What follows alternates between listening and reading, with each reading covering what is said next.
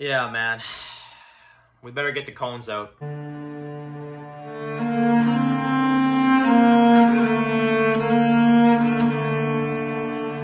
Hey guys, it's Dan, your host of TWD Reviews, and today I'm back for another video for The Plague. This one's going to be doing my weekly review for this week's episode of The Plague Season 5. This is going to be for Episode 5, A Snake Facing a Bear.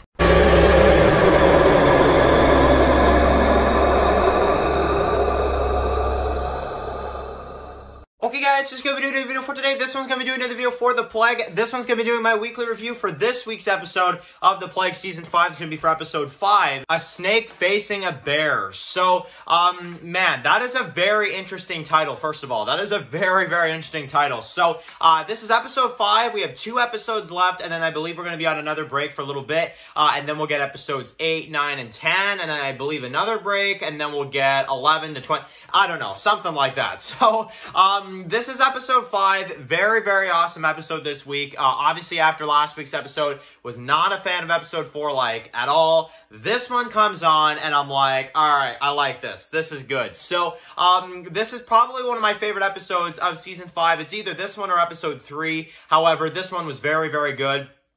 We saw a lot of great character stuff, and that's the weird thing, is that this isn't even the most action-oriented episode of the show, or even maybe even this season, but it's the way it's done that is what kind of gets me, because, I feel like something that's been lacking for The Plague for a little while, at least until probably Season 5 started, is character development just being at its finest. And I feel like this episode, it did it well, in my opinion. So, we basically start off, we've got like this spare community that they're living at with all these random people, which I gotta say, these people must come from this other community, because they are a bunch of just random people here. So I'm gonna assume these people come from this new community. But, basically, we've got this kind of funeral for Josh, with some really cool music over top as you kind of see these flashbacks kind of playing out through. And, I gotta say, the way these black and white, kind of, flashback scenes with Josh kind of happen, certain ones for Anthony, then we have some for Samantha. It's really, really well done. I liked it quite a bit. So, basically, Anthony's telling them, like, we're gonna kill David, that whole kind of thing. So,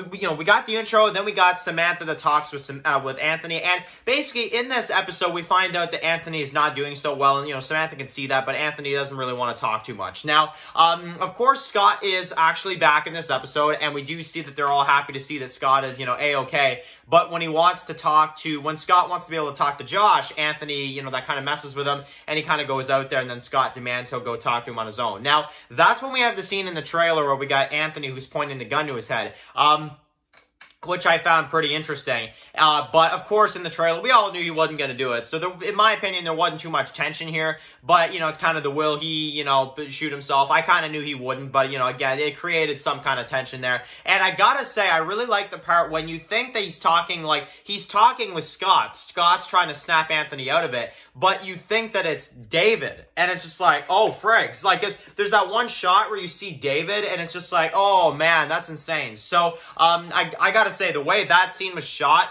incredible. Like, really, really well done. I honestly, that scene really shows where Anthony's at mentally, while also showing kind of the PTSD, that he kind of has, which is very interesting. Like, he thinks for a second that Scott is actually David. Like, it's just, I don't know.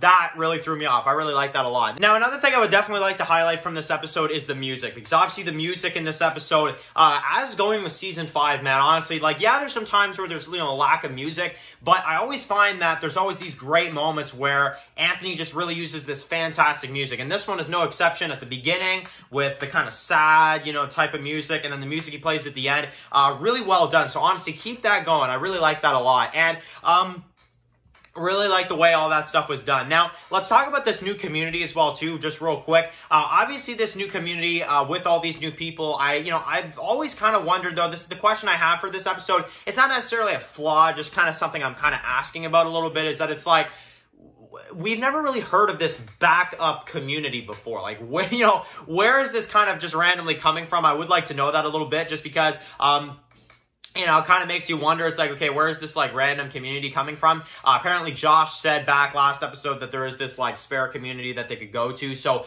I don't know what that's connected to or anything like that. But apparently, like, there's always been this spare community that Josh has known about, but he never told them until episode 4. So, in my opinion, it kind of feels like a late-minute decision, just personally, in my opinion, for, like, story-wise. But I do like it. The community does look really cool. And I think visually for the show, this will be a really cool community. I don't know if it'll be, like, the last location of the show. Or one of them. It's definitely going to be one of them, but, you know, will it be the last location of the show? We'll just have to see, because our characters do move around a lot, especially this season, so we'll have to see. But definitely, in terms of a kind of new location, I like it, and I think it's a really, really cool kind of, you know, kind of spot for our characters to be at. And of course, also very happy to see Scott back as well, too. Basically, this new community is playing out. They basically, they go into this, you know, they go into the city and stuff like that, and you've got David there. Now, obviously, you got this, like, little abandoned, like, little, like, military base or something like that, and basically David is there, and they, you know, run after him. Now, some pretty cool tension music kind of builds up here as they run in, and you've got the kind of high tension going through as they're running in. You got Anthony and Scott, you know, glad to see Scott back, of course,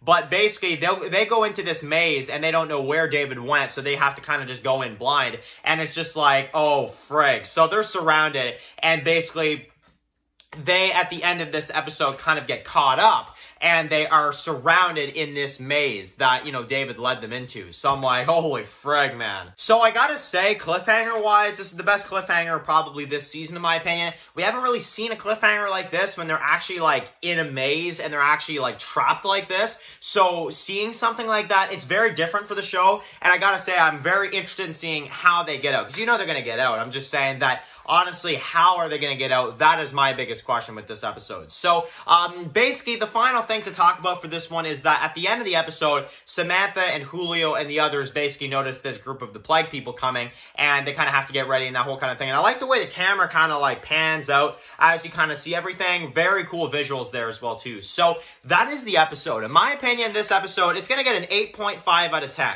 That's what I would give this episode. It's very well done. It's got some great moments, great character, you know, moments for Anthony.